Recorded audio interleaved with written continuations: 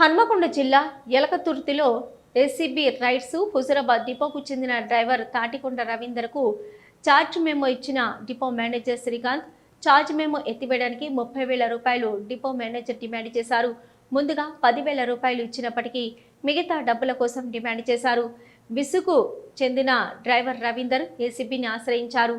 20,000 రూపాయలు లంచం తీసుకుంటుండగా Huzurabad depot manager శ్రీకాంత్ని red హ్యాండెడ్గా పట్టుకున్న ఏసీపీ అధికారులు. డ్రైవర్ రవీందర్ మా దగ్గరికి వచ్చి ఫిర్యాదు చేసినాడు. వివరాలు ఏంటంటే, అతను ఫిబ్రవరి నెలలో వాళ్ళ మేనమామ కొడుకు చనిపోతే ఒకరోజు ఇంటికి యాబ్సెంట్ అయ్యాడు.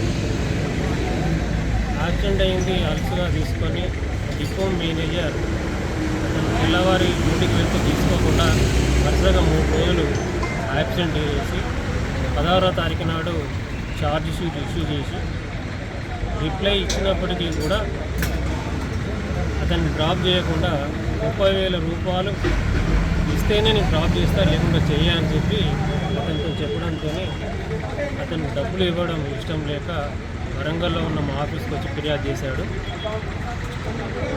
తేదీ 10వ తారీఖు నాడు 10,000 రూపాయలు తీసుకున్నాడు. ఈరోజు యలకతుర్తిలో 20,000 రూపాయలు తీసుకుంటూ పట్టుబడ్డాడు.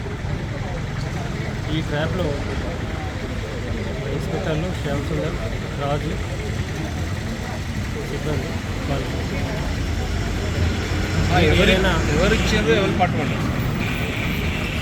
Ravinder driver, RTC driver Ravinder ఇస్తూ ఉంటే డిపో మేనేజర్ అయినటువంటి శ్రీకాంత్ తీసుకుంటూ పట్టుబడ్డాడు.